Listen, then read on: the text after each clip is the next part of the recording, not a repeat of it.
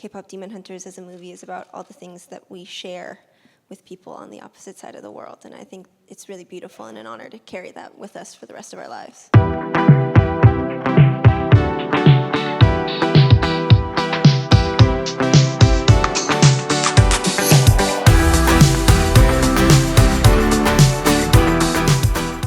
Hi, guys.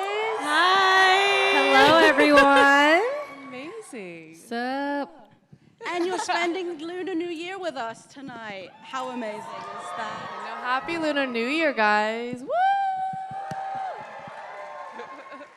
So when I said this was a historic night, today was really a very special day because for the first time in Variety's 121-year history, we featured 6 Korean American women on the cover.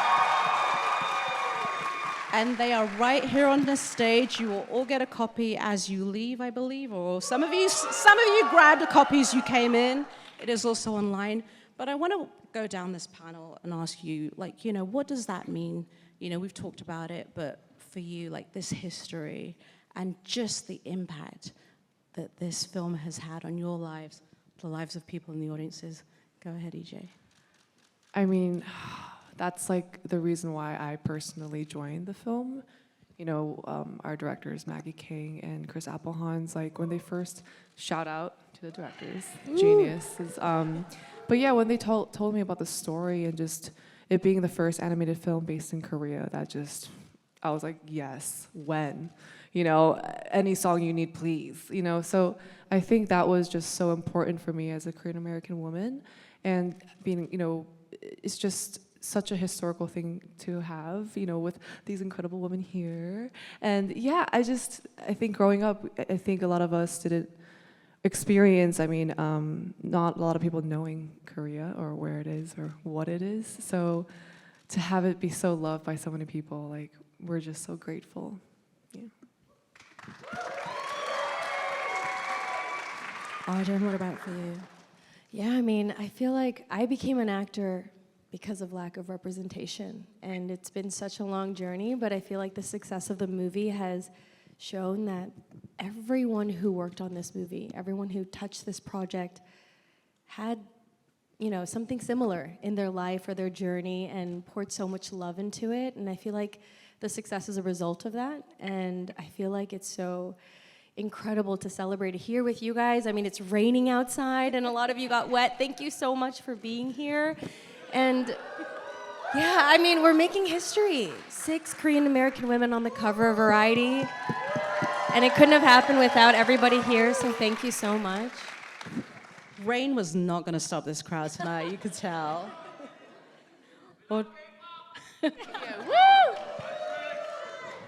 Audrey, what about for you? Wow. I think today I'm thinking a lot about our grandmas, our moms, our great-grandmas, and just every person who has allowed for us to sit here today and, you know, sit on the cover of Variety magazine. I think about the sacrifices that they had to make, the kind of honestly bullshit that they had to deal with in order for us to kind of live these lives of full expression and fully embrace all the parts of ourselves, which is what this genius film is so much about. So I just feel like, you know, it's not just seeing a project succeed. I feel like this is the story of our lives and also just being on the end of a thread of history that goes back so long, and here we are in this present moment. And honestly, I just feel so grateful and proud of each and every one of you guys, and also just anyone that this film represents, no matter where you come from. You know, I think I'm just really proud.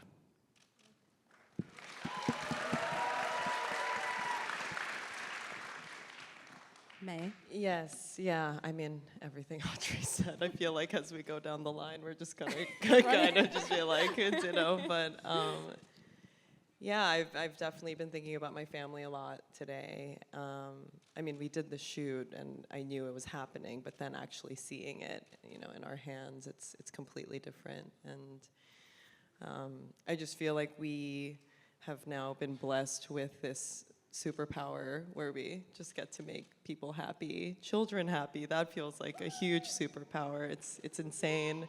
I've never been more yeah. I've never been more popular with children in my life. But yeah, I'm so thrilled. I still am kind of like pinch me about it. It'll probably land tomorrow. Yeah. And Ray? I mean, you guys have already really touched on every massive point. I would say it just reminds me, this entire process has reminded me time and time again to be proud of my heritage. I think all of us, we grew up questioning or trying to hide parts of our culture, heritage, things that, you know, what other dishes that we love enjoying or shows or music that we listen to. I personally, you know, growing up would hide parts of that, you know, but just seeing how the world has embraced K-Pop Demon Hunters to its entirety, and all of us individually, it's an incredible honor, and it's so warming. And it just, again, just reminds me that there's so much to be proud about who I am as a Korean woman. Yes, I'm much more than that, but there's so much that goes into who I am, and a lot of it is Korean. So just reminding myself, wow, you should be so proud because you're so badass. Look at your mom, look at your aunties, look at your grandma. Look at what they raised you to be, and look at what you're doing. So if anything, this should be a reminder to dream bigger. Look at the six of us came together via Maggie and Chris, and we've changed the world. So I think dream bigger. There is no ceiling. If you think there is, it's imaginary. Go break it. Great advice, great words, Ji-young. I don't really want to follow that one, but I think a lot lately about the interconnectedness of the world, and I think about how this movie is so specific and so culturally specific, but I think that's what makes it so universal. I think it's really magical that hundreds of people across, at the very least, 2 continents, several time zones, multiple languages, all came together to make this piece of art that's really transcendent.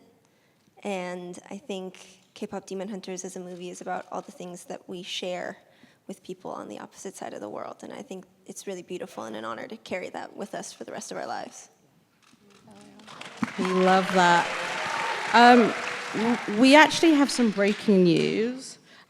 Golden has now officially become 5 times platinum, meaning it's achieved 5 million in sales or equivalent streams. You heard it here first.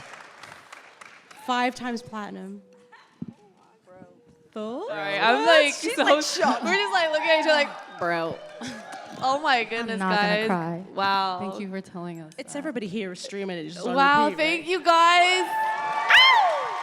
Thank you. Oh my goodness. Wow, that's amazing. Sorry, I'm just like speechless right now. Congratulations to you all. I mean, it's incredible. I mean, Golden is such a tune. And I want to go back to what Ray, and you've all sort of touched on, is the global diaspora of this film. Like, it is not just touched people here, it is across the world.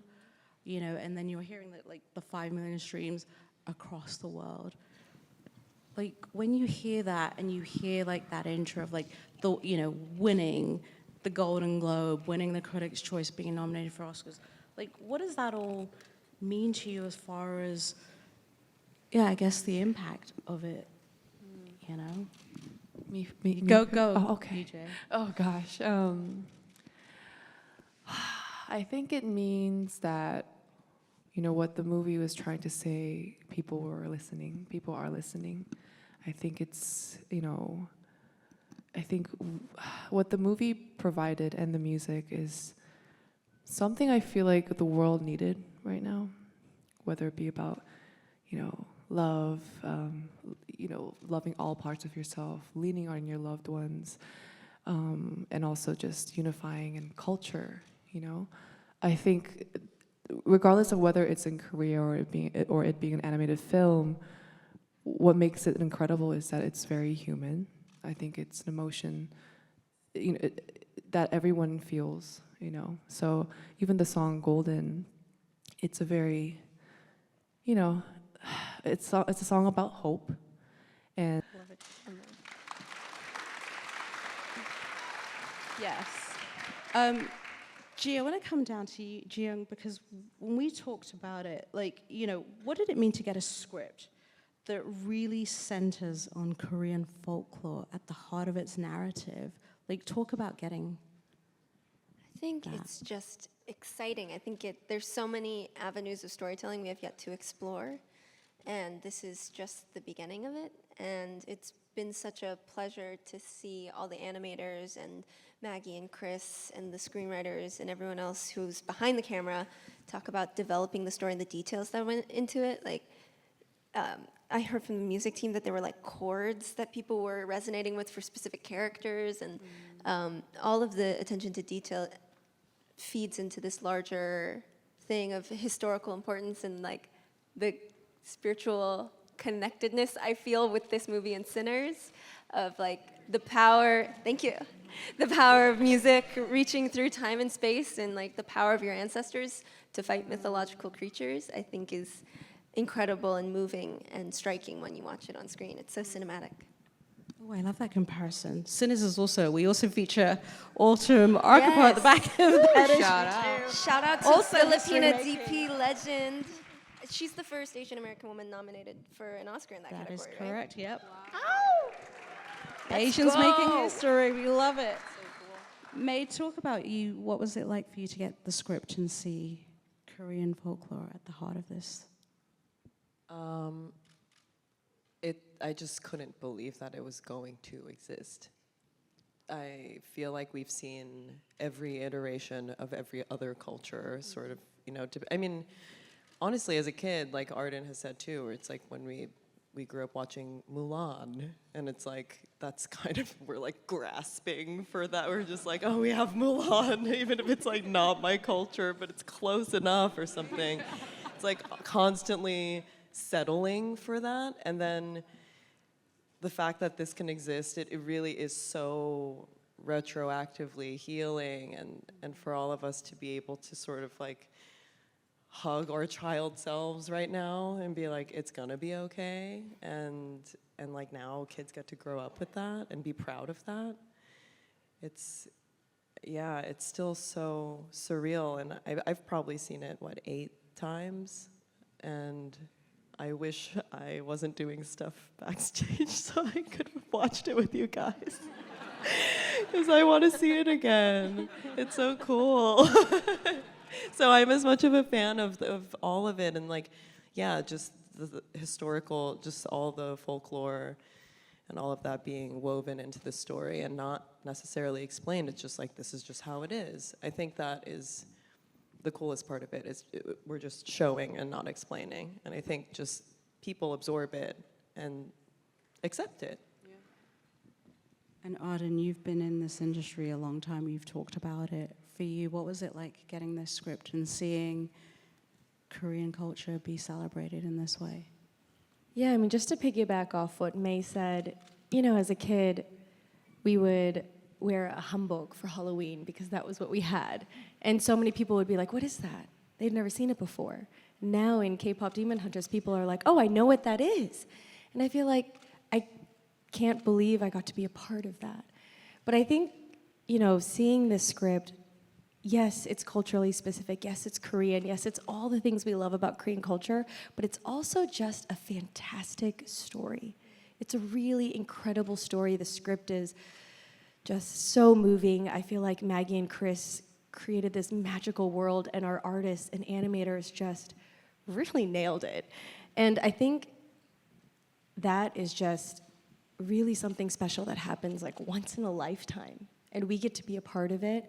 And I feel like there are, thousands of people that worked on this movie. And I'm always amazed by what I see. I feel like because of the success, we get to see more and more, like the art book. Oh, I love the art book. I love hearing from the artists and more from, Maggie and Chris, because half the time in press, I'm like, I don't know that answer. I'm just an actor. I'm like, you gotta talk to Maggie and Chris, and I feel like that's so fun. Even getting to do something like this is so special, and to have the leads be 3 Korean American girls that are all of it. They're strong, they're cool, they're badass, they're beautiful, they're funny, but they're also silly girls. And I love that. We love it. We love silly girls. We love being silly because that's who we are, right? Ray, I've got to ask you. You know, we know about EJ. You know, writing Golden. What was it like singing, or should I say, you know, rapping the words? Like, talk about your thoughts when you first heard and saw those lyrics. For Golden specifically? Okay. Well, initially, that high note, the A5 that you hear EJ hit, I was supposed to sing that for the audition material, but I was just like, no. Sorry, out of my range, can't do it. And if I try, it's probably going to hurt my chances of getting this role. So I just said, sorry, can't do it, but here's everything else. And so got the role, yay. Now I had to actually sing it. So I was like, what in the world? So actually, first day of recording, I walked in and EJ was hitting that A5 in the studio, and that's how I met her. And no, raw live vocals. I thought they were tuning it, they were fixing it. Nope, that was just her live. I was so shocked. So like, I was extremely intimidated because I like saw it in like the flesh of how it's supposed to sound. So I was like, okay, no pressure. This one line I have to sing, it requires me to be like vulnerable kind of ish. Like, why did I have the colors inside my head? I don't know. But that was my job. I had to figure it out. So I had to like dig deep and be like, why did you cover it up? Why? And I was like, oh, that's why. And so then, you know, Ian Eisendrath, our executive music producer, he was phenomenal working with him back and forth, really channeling the emotion. And with voice singing and acting, it's a lot different because you are just the voice. The storyline's already there, the music is already there. Emphasizing certain notes, emphasizing certain lines or words and cutting it off, matching the timing of the girls, of Audrey and EJ also. That was difficult. It was very technical, very tedious, very emotional. I like often found myself crying in and out, like during my breaks, just because it pushed me a lot and also forced me to reflect internally about like childhood trauma.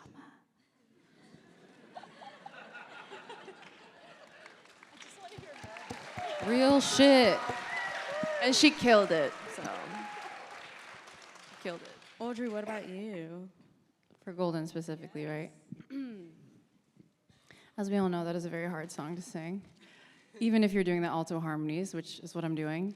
And what I will say about this song is that I think it's defied so many expectations, even for myself, you know, hopping on this project and thinking, oh, I've never sung K-pop, or even a lot of, you know, pop, to be honest. I'm come from a very alternative background, and, you know, I like a lot of just, you know, different. It was different for me, and I was like, wow, I'm gonna try this thing, and I'm excited. And I was so humbled by this project in so many ways because I learned so much. I kind of thought, like, I'm gonna step in and do this thing I've never done before, and then I'm gonna walk away, you know? But this song really changed my perspective on a lot of things. But even from a music standpoint, I think that at the time, especially when I recorded, a lot of the music that I was listening to just coming out all the time, I felt very disconnected to it. And I didn't really understand why. And I think looking back, I'm like, I think there's such a glorification of nonchalance sometimes, especially in the era that we're in right now, where we're all cool, everything's aesthetic, you know? Whatever that means to each person. And I think Golden is a song that you are putting yourself out there. If you're singing that song, if you are jamming to that song, if you love that song, you're connecting to a part of yourself that is so, in a way, vulnerable and in a way so pure. And I think it really just brought back this like naivete that sometimes being in the music industry for a long time takes away from you, which is like, wow, we can actually really yearn for something, hope for something, really actually, you know, bust ass trying to get the note right and do the take 70 times if you need to do it, because maybe you're just not good enough yet to do it, but you should keep trying. I think that energy really mobilized my life in ways that I only understand now, and just completely changed my perspective on the point of music, honestly, and the point of making things that connects with people in a way that's not too cool to, to really connect. So thank you, EJ, for that on me. You're the boss. You are a boss. Everyone who worked on it.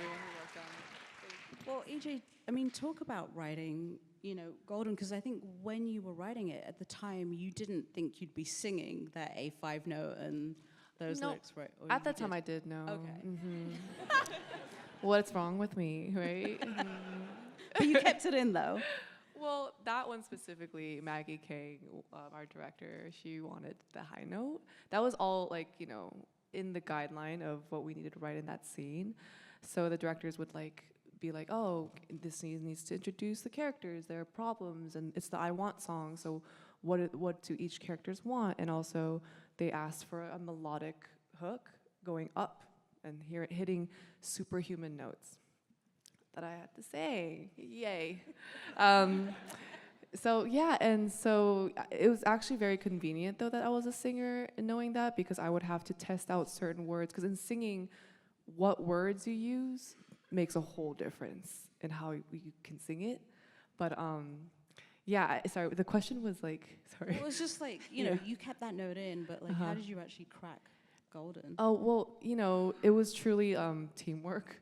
It was, again, usually as a songwriter, you're in the room with, the writers and the artists, but with this, it was with the directors, with producers, with, our incredible executive music producer, Ian Eisendrath. He really was super important in gluing everything together. My co-writer, Mark Sonnenblick, and, obviously the track, shout out Mark Sonnenblick, he's great. And the track was produced by, Black Label, IDEO, 24 and Teddy, so it was just, it was the last song we wrote, and I just remember, I think we had dinner the other day, and we all, said it together. It was just something in the air. The synergy was, perfect. I remember when, I heard the track was just so good. I think Maggie told me that she cried the moment she heard the track. It was like, that's the one. When I heard it, I was like, this is the one. I think out of all the tracks I received, I was like, it was my favorite. And that's why the melody came out so fast. It came out in the taxi, on the way to the dentist. And I just had to put it down. So in the voice memo and all, and I was very excited to finish it with my co-writer, Mark Sonnenblick. And I remember just finishing the song and just looking at each other on Zoom and just yo, this is a smash, to us. And I remember after that, I had a session to sing Free, and the directors and everyone was in Korea at that time. And I remember going to the studio and I was like, Maggie, Chris, I think you're gonna like this song. And I was hyping it up, and yeah, they responded, and apparently it was a great response and everyone loved it. So it was different. It was definitely different when we finished Golden. What a tune, and we're so grateful for it. So from what I understand, none of you were in the recording booths together when you were recording the voices or the singing. You met for the first time at the premiere. This is, talk about that. Kind of. I mean, so I had met Arden and May before we started working on the film, just kind of separately. The Asian American entertainment community is very small. But then I didn't meet the three singers until actually long after the movie came out. We were all at the premiere and actually just never ended up meeting each other there. So We met at a separate movie at a premiere. different movie. After about the a month or premiere, two after later. our premiere. And then I think I finally actually got to meet you, EJ, and Audrey, I think in December. For our press. Yeah, I think, yeah. Similar, because I met EJ for a photo at the premiere. It was literally 2 seconds, and then we were taken apart for press. And then I feel I met Ray and Audrey through DM. We're wait, you were there too? We were there too, and it was just yeah. Yeah, I was too scared to approach Chiyoung. I didn't. No one told me the was like- singers were at the premiere, so I found out. really? She was taking Oh. carpet photos, and I was I like, literally said, "Oh no!" I'm after not 2, I said, worthy. "What? Why didn't we all get to meet?" Audrey and I, We met met. at the premiere. Wait, of We course you two locked met. eyes across the room. We were like, the mirror connection is strong. Exactly. It was too powerful. It was Yeah. magnetic. That does seem very appropriate. Yeah. Yeah, but when we recorded the voices too, I didn't hear the music and I didn't get to hear EJ's voice till I think the movie was like at 80 or 90% completion. Right? So it was like just trusting Maggie and Chris and trusting their vision. And yeah, now I understand why when we'd record, they'd always have me pitch my voice a little lower. And I wonder if it's because of to match your singing voice. Well, I think they always wanted Rumi's character to have a lower voice. I remember Maggie mentioned that. So, but yeah, it was really cool because I saw all the actors at the premiere. But I remember I would meet, Audrey and Ray separately though at the studio. We would like cross paths if our sessions were next to each other. And I was like, I have to say it, like they're like exactly like their characters. I got it. Like, I mean, Audrey and I knew each other since when she was like 15. And I remember the first session you had it in Korea. You were with your pink backpack. It was really She always talks about this pink backpack. Yeah, that was I the love best first impression. And we Yeah. wrote a gospel song, guys. Yeah. It's crazy. It's crazy when you like meet people, and I've known Ray too for a long time. And it is crazy. The community of I think Asian American people and Korean Americans especially doing it is really small, and it's very supportive. Honestly, I would say like everyone is looking out for each other, and I think with EJ, it's like it's weird when you meet someone and then you don't know how big of a part of your life they're gonna be in the future. Yeah. Like life is so weird like that. Like at the premiere, we're like, okay, well, hope to see you sometime. Yeah, we all laugh. We were like, this was really nice. I mean, hopefully we'll cross paths in the hopefully. future. And then 1 month later, we're Rehearsing thrown like all into the abyss. Yeah, it was great. Chaos. The whole point of that is just to be like, it's such a great testament to the animators, to Maggie and Chris, and the incredible work that they did, because nobody knew that you weren't together, recording this. So shout out to Maggie and Chris. Shout out to Maggie. Maggie and Chris are pretty good voice actors themselves Yeah, as well. they're great. Because I remember when the earlier sessions, they would do Mira and Zoe. And it would sort of help build the vibes, Because voice acting can be kind of awkward and embarrassing when you're just doing your lines by yourself in a very big studio with everybody staring at you in the corner, writing notes. Oh, I didn't like that one. So yeah. I remember that when I watched like some of the screenings, it was Maggie's voice, and she would do Zoe's voice, and Zoe's voice was always like, and the mirrors, like, it was like she would Maggie do all of does that. a great Zoe. She really does. Yeah, Maggie she's can great. do a very good Zoe, and Chris can do a very good Mira. But I do think it is pretty incredible. Like, I don't know how it was for the singers, but as actors, you're always entering these projects midstream. And so, especially in animation, these things are developed for years and years and years. So you're getting to see all their concept art and the storyboarding and the scratch dialogue that we're all talking about, where Chris and Maggie recorded everybody's dialogue to help the animators time the sequencing of all the shots.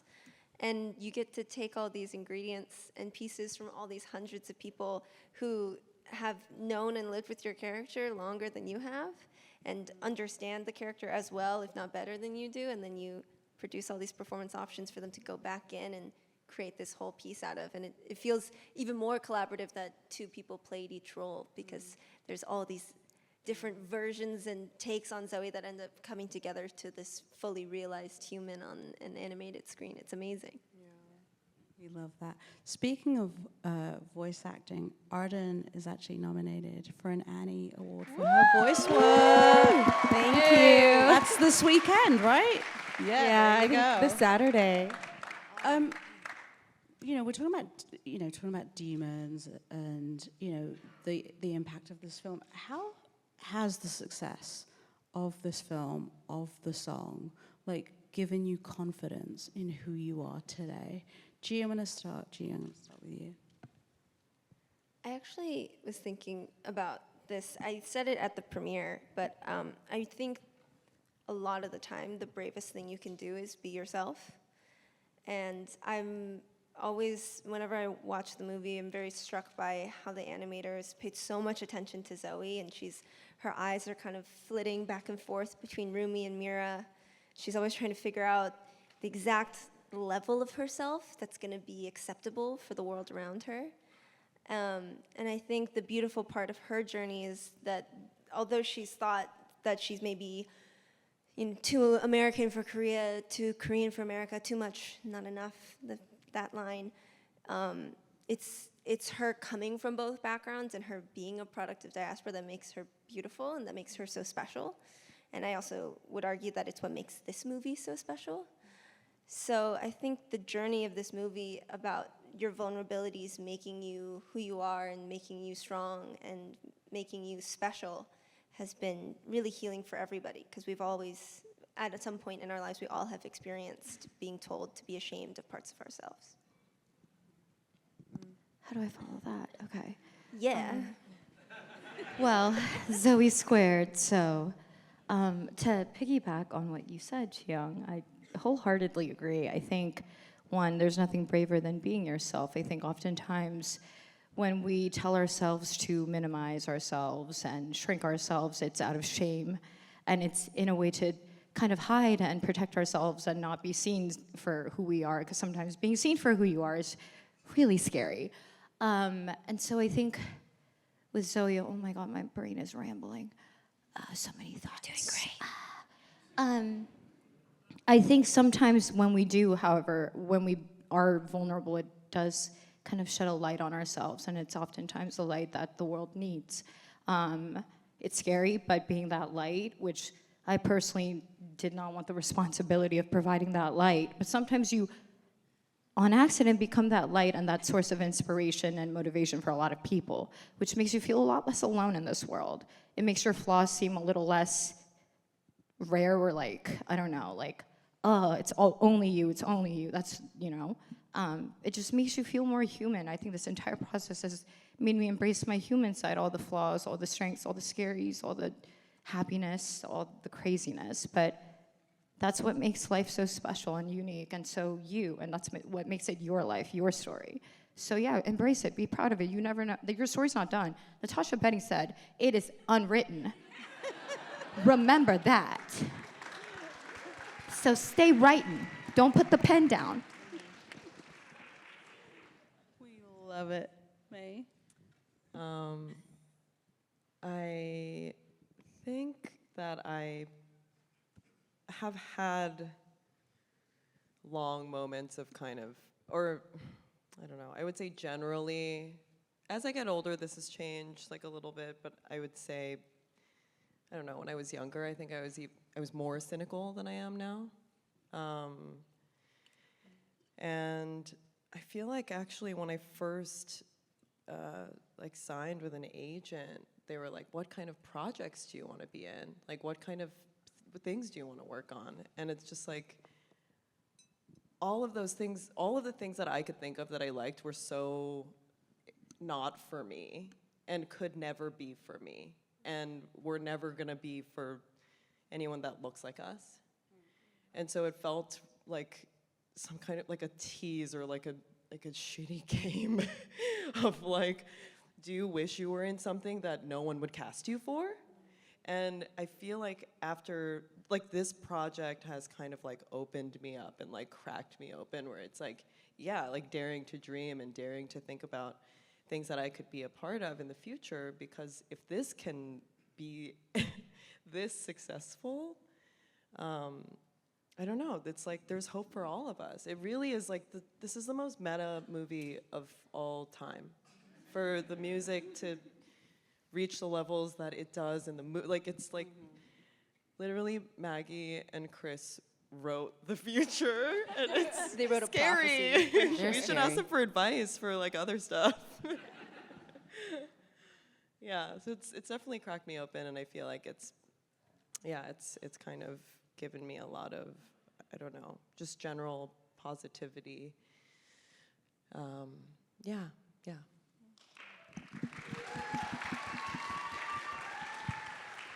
Wow, okay, I'm gonna also do a mirror squared piggyback moment right here, because I fully like resonate with everything that you said, and I just feel like it feels good to be number one. What? You know? It does. I'm not gonna sit here and lie to you. It feels good, and every person on this stage, I think we've all experienced what it's like to feel like, what is my place in this industry, in this world, in this project? And you know, I think a lot of times we really did, I think we were programmed to really set ourselves up for the spaces that we can fit into. And I think that this movie just freaking obliterating the roof off of literally every record that you didn't even know existed, you know?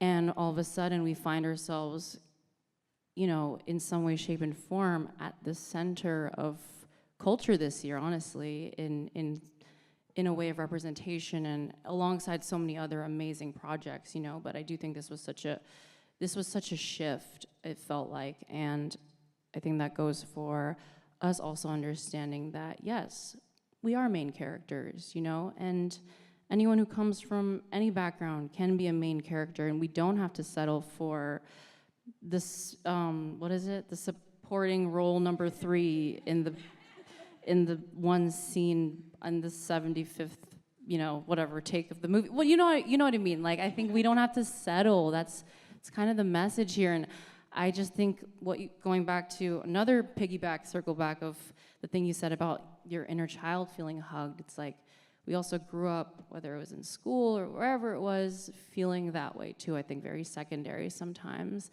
and yeah, it just really does feel like the world went from like black and white to color in that regard.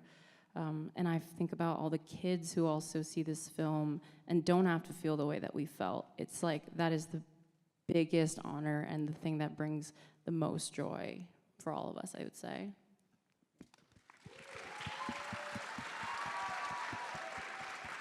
Oh man, can I also be Mira squared? Mira cubed, let's go. Okay, we're a cube. No, I feel like I relate so much to all of that, and you know, I came into this project at a point in my career where I was very exhausted, and this movie hit #1 on August 26th, exactly 3 years after my last show, where I was a one, was canceled. And you know, like Audrey said, so often we don't feel like we can be the main character or that we can be the lead. And like Mira, like May said, you know, I think I always wanted to be these characters that, yeah, probably not going to get casted for. And then as I was getting older, you know, I've been in this business 20 plus years. I'm like way older than, I'm like almost 20 years older than Audrey. I think I am. You don't look it. But, you know, you start being kind of mean to yourself and like almost stopping yourself, being like, I never thought that I could be Rumi.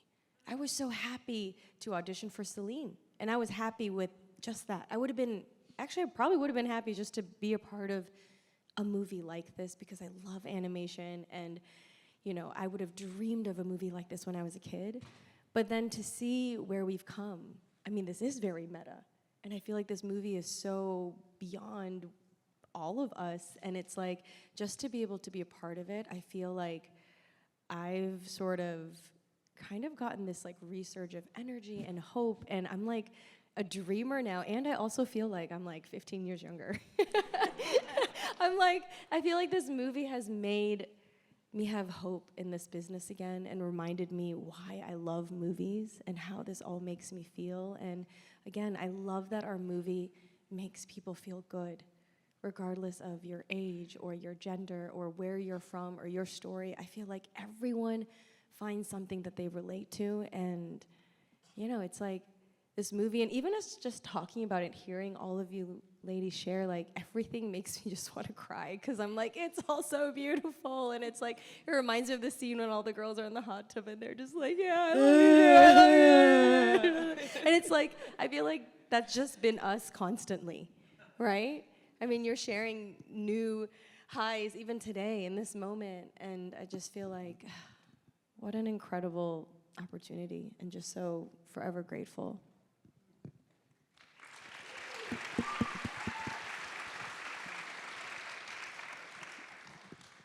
Hello. Go ahead. Oh, wow. This is so cool to hear everyone's story and how it changed them. It's very inspiring, to be honest. Because, like, yeah, I just think the reason why this movie resonated with so many people is because every single person, I think, who was part of this film was pouring their true hearts into it. And it's really cool like how this movie truly has layers. The concept of having two sides, whether it be K-pop Demon Hunters or your demon side, your good side, or the song Golden being non-diegetic and diegetic. Like, sorry, but like that's just a thing that's cool. But also just like being Korean and American. And I think this movie, for me, I worked on it 4 or 5 years ago. I truly grew as a songwriter, as a person, as a Korean woman, while writing this and being a part of this film. It challenged me a lot in writing, in singing, and just like really had to make me dig deep in my Korean side. So yeah, I think it's really weird because this film, not only just watching it, but in the creation of it, was a very, very healing journey for me. I was dropped as a K-pop trainee as a kid, and heard a lot of things about my singing voice. To be honest, saying that it was too low or kind of ugly. So while writing the songs, I was very ashamed of me being dropped as a K-pop trainee, and sorry, I keep saying and this movie kind of allowed me to embrace that side. Actually, it was actually a superpower. That hurt that I had and the pain that I went through kind of helped me write the songs. My experiences in K-pop training helped in writing some of the concept of songs like Your Idol, or even with Golden, like when we wrote it, like it really helped me accept my voice and challenged me to sing and to be confident and to be able to sing those high notes. So, I just think this movie saved me, to be honest. And sorry, ugh. Thank you. Thank you. Yeah, and so even I was very ashamed of my singing voice, and I was very nervous at the premiere to hear it in big speakers for the first time, and to see so many people loving the music and our voices and our singing voices and our acting voices too, and it's just so beautiful, and I feel so accepted. So thank you to the fans so much. Incredible. Incredible. Well, we want to give you all a warm hug and your younger selves a warm hug and be like, you're number one today. You are here. You've made history. You're continuing to make history. Thank you so much for that incredible conversation. Thank you to everybody for coming out tonight. Thanks for And coming, congratulations everybody. on all things K-pop Demon Hunters and, of course, Golden. And thank you again. Thank you, guys. Thank you so much, everyone. We love you. Join us.